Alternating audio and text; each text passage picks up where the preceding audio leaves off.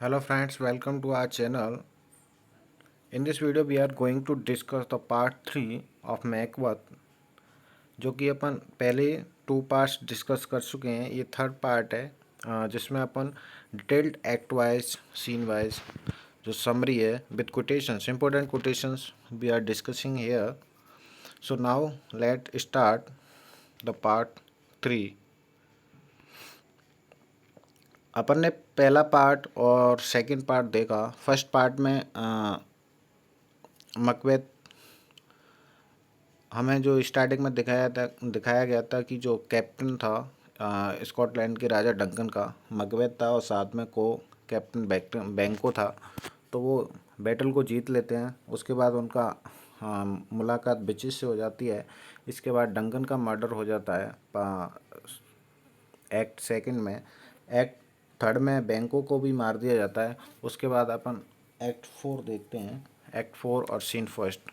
Macbeth returns to the witches and demands more information. They agree to reveal to him 3। जैसा कि act 2 scene 5 में अपन ने देखा था कि हैकेट वापस उनको बुलाती है विचेज को और कहती कि तुम लोगों ने ये क्या, सॉरी शायद एक्ट 2 है शायद, पीछे वाले में अपन देखा था कि हैकेट 3 विचेज को बुलाती है और ये उनको बोलते कि तुमने ये क्या नौटंकी शुरू कर दी, मौत का खेल।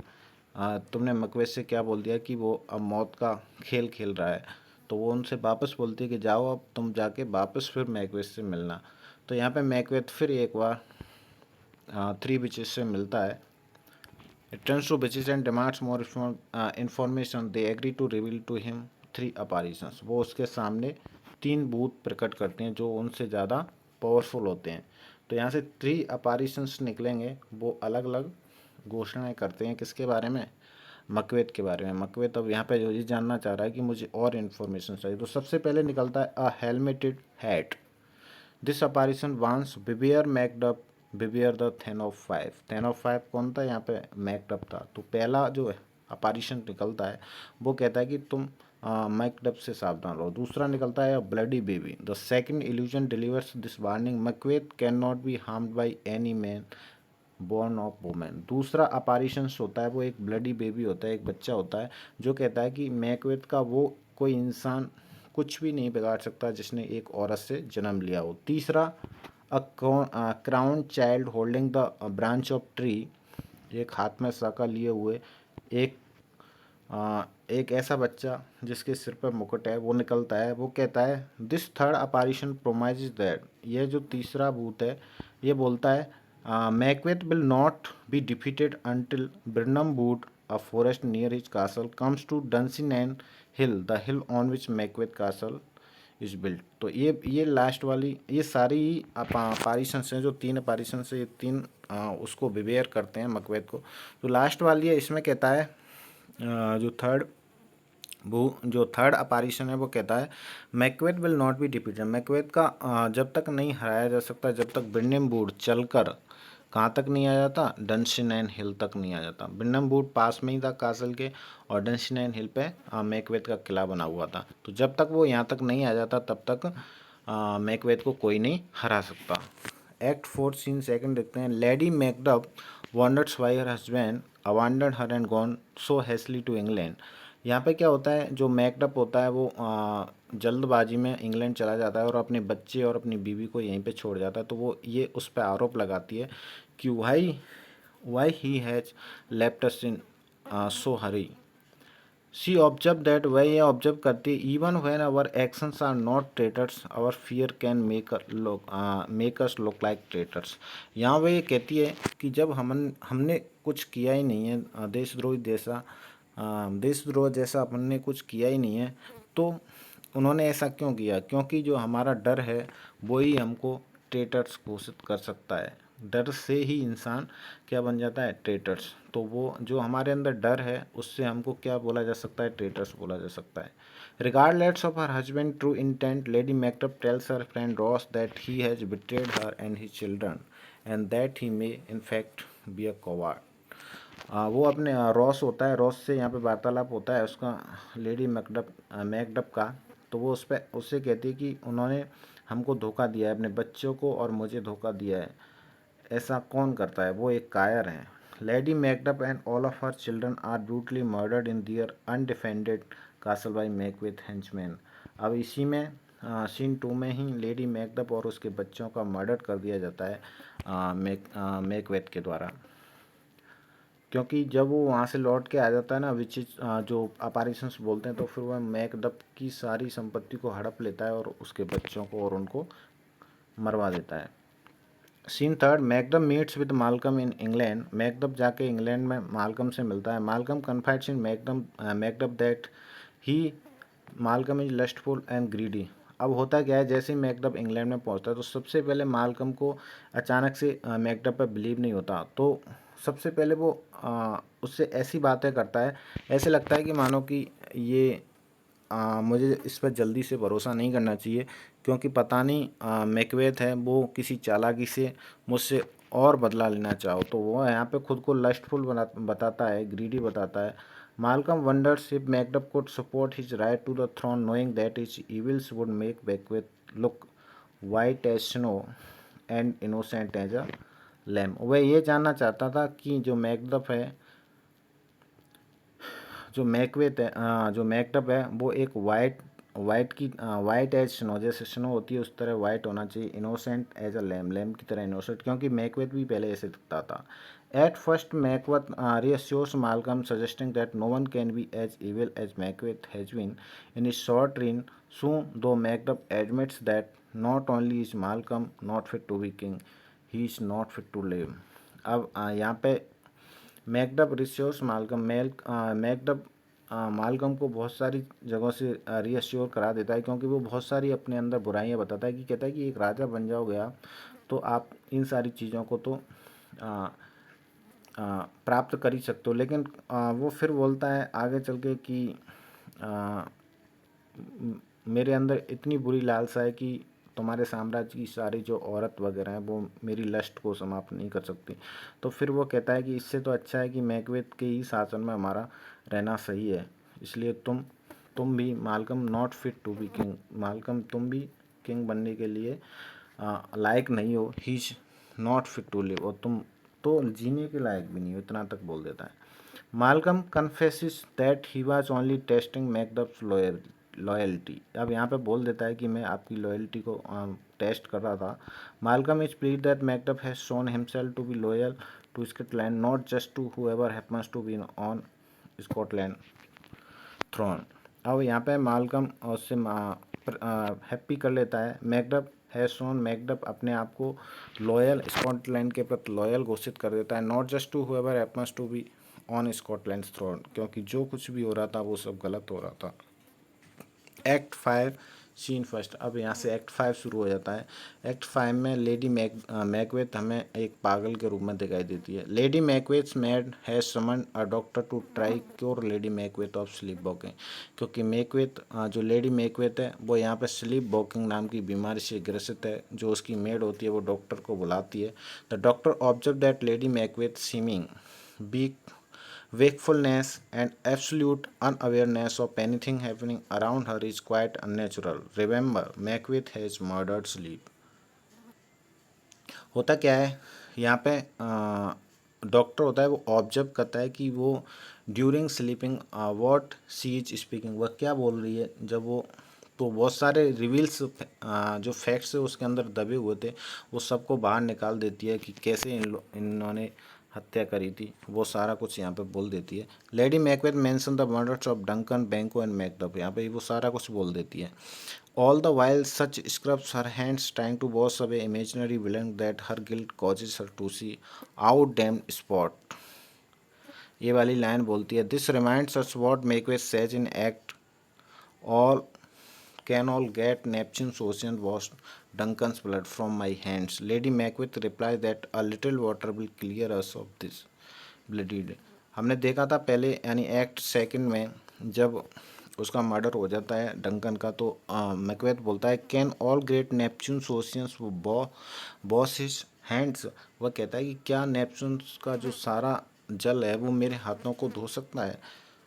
तो लेडी मैकबेथ आयरॉनिकली रिप्लाई देती है कि इसके लिए तो इतने पानी की ज़रूरत नहीं है, इसके लिए तो a little water will clear us of this bloody deed, थोड़ा सा पानी ही इस ब्लड को साफ कर सकता है। Scene second, English soldiers along with Malcolm and Macduff have assembled near Macbeth castle. अब सीन सेकंड में क्या होता है कि इंग्लिश सोल्जर सैनिक होते हैं, वो मालकम के साथ और मैकडअप के साथ इकट्ठे हो जाते हैं मैकबेथ के कासल के पास, मैकबेथ के किले के पास। ये कुछ कूल लाइंस, यहाँ पे कुछ लाइंस दे रखी हैं, ये देख सकते हैं अपन। Now Macbeth feels his hidden murders sticking to his hands Angus, ये कुछ स्टिकिंग लाइक ड्राइंग ब्लड, यहाँ पे एंगस रॉस वगैरह होते हैं, वो आपस में बात आलाप करते हैं कि अब मैकबेथ की स्थिति ऐसे हो रही है कि जो उसके हिडन मर्डर्स हैं वो कभी भी सामने आ सकते हैं। His followers act only because they are commanded to do, not out of love. और ये आपस में बातें कर रहे हैं कि अब उसके जो फॉलोअर्स हैं सिर्फ उसका आदेश मान रहे हैं, बल्कि उनके अंदर उसके लिए कोई प्यार नहीं है। Now he feels his title of king draped loosely round him hanging like a giant's robe upon a drop like theme. अब उसे ऐसा लगने लग गया है कि जो किंग का टाइटल है वो अब उससे जाने वाला है। हैंगिंग लाइक अ जायंट रोब upon a drop like theme, एक चोर की तरह, एक ऐसा चोर, हैंगिंग लाइक मतलब ऐसे बीच में लटका हुआ है जो कभी भी चोरी हो सकता है, ऐसी स्थिति हो गई है मैकबेथ की इस टाइम। एक्ट 5 सीन 3 देखते हैं। Macbeth man are abandoning him in drops, those who remain are terrified of the obviously superior English force gathering near the castle. Macbeth's men are abandoning him in droves. Macbeth के जो व्यक्ति होते हैं वो उसको छोड़कर ड्रैप मतलब उसको छोड़कर मालकम की तरफ जा रहे हैं। Those who remain are terrified of the obviously superior English force gathering near the, कुछ लोग जो भय के मारे बचे हुए हैं वो वहीं पे रुक जाते हैं और कहते हैं कि इंग्लिश की जो इंग्लिश आर्मी है वो आ जाएगी तो हम उसके साथ मिल जाएंगे। Despite his professed confidence in the safety guaranteed by the witches from his Macbeth seems to be giving way to the panic and fear. Despite his professed confidence in the safety guaranteed by the witches, witches ने जो prophecy की थी यानी 3 apparitions ने जो prophecies की थी, Macbeth seems to be giving way to panic and fear. Macbeth फिर भी ऐसा लग रहा, मैकबेथ के अंदर से जो डरने वाला पैनिक और फियर जो तरीका था वो उसके अंदर से चला गया था, क्योंकि जो बिचेस थी अपैरिशंस निकले थे उन्होंने उसको बिवेयर कर दिया था और बता दिया कि तुमको ऐसे ऐसे करके कोई नहीं मार सकता, कि एक औरत से जन्मा हुआ व्यक्ति तुम्हें नहीं मार सकता, और जब तक बिरनेम वुड डंसिनेन हिल तक नहीं आ जाएगा जब तक तुम्हारा कोई कुछ नहीं बिगाड़ सकता। Malcolm orders the soldiers in the boots, अब यहाँ पे मालकम की जो सेना है वो उस बिरनेम वुड के पास पहुँच जाती है और ये ऑर्डर देता है कि सब जितने भी सैनिक हैं सब एक एक ब्रांच तोड़ लो और उसको अपने सामने रख लो, इससे कि हमारी जो रियल पोजीशन है वो मैकबेथ को पता ना लगे। तो इस प्रकार वो ऐसे सब के सब एक एक ब्रांच तोड़ के अपने आगे लगा लेते हैं और अपने आप को छुपा लेते हैं। तो ऐसे लगता है कि मानो बिरनेम वुड है वो चलकर डंसिनेन हिल की तरफ आ रहा है। Birnam wood will appear to be coming to Dunsinane hill. Act 5 scene 5, Macbeth hears the news that his wife is dead. इसमें होता क्या है, एक्ट 5 सीन 5 में मैकबेथ की जो पत्नी है लेडी मैकबेथ, उसकी मौत हो जाती है, सुसाइड कर लेती है, इसका पत्ना सुसाइड करती है या वो अपनी खुद की मौत मारी जाती है। His reaction, she should have died later now is inconvenient. यहाँ पे भी वो एक फिलोसॉफिकल वे में कहता है, टुमारो टुमारो टुमारो वाली यहाँ पे सोलिलोक्वी मिलती है, यहाँ पे ही बोलता है वो, और कहता है she should have died later, उससे थोड़ी देर बाद मर जाना चाहिए था। Scene 6, the English forces under Malcolm Macduff and Siward capture Macbeth castle. होता क्या है, इसमें इंग्लिश की जो सेना है Malcolm Macduff Siward capture Macbeth के कासल को कैप्चर कर लेती है। Scene 7, Macbeth kills young Siward, ये यंग शिवार्ड का बेटा था। You are obviously a man that was born of a woman. इसमें होता क्या है, मैकबेथ यंग शिवार्ड को मार देता है और कहता है कि तुम obviously a man that was born, तुम एक औरत से जन्म लिए हुए व्यक्ति थे। मुझे हर उस व्यक्ति से डर नहीं है जिसने एक औरत से जन्म लिया है। Outside the English forces report that, बाहर जो इंग्लिश फोर्सेस होती है वो रिपोर्ट करती है, Macbeth's few remaining men don't even fight, several have come face to face with Malcolm himself and done nothing. Macbeth few remaining में, Macbeth के पास कुछ लोग ही बचे हैं, डोंट इवन फाइट, वो भी फाइट करना नहीं चाहते, several have come face to face with Malcolm himself and done nothing, कुछ लोग मालकम के फेस टू फेस हो गए लेकिन उन्होंने कुछ नहीं किया। सारे के सारे लोग इंग्लिश सेना की तरफ मिल चुके थे। एक्ट 5 और सीन 8 ये लास्ट सीन है। Macduff confronts Macbeth. अब इसमें मैकडफ और मैकबेथ का मुकाबला हो जाता है। टर्न हेल हाउंड टर्न, ये मैकडफ कहता है मोड़ मेरी तरफ देख। Macduff reveals to Macbeth the news that he was from his mother's womb untimely ripped. अब यहाँ पे जो विचेज की प्रोफेसी थी वो रॉन्ग साबित हो जाती है, क्योंकि जो मैकडफ था वो उसने अपनी माँ के पेट से नॉर्मली डिलीवरी नहीं हुई थी उसकी, उसको उसके बॉम्ब से निकाला गया था, वो भी अनटाइमली रिप्ड, यानी फुल मैच्योर नहीं था बल्कि उसके पेट को काट के उसके बॉम्ब से निकाला गया था उससे, तो he was naturally not born. Macduff kills Macbeth, यहाँ पे मैकडफ होता है वो मैकबेथ को मार देता है। Siward ironically observe that they have been very successful with almost no that's.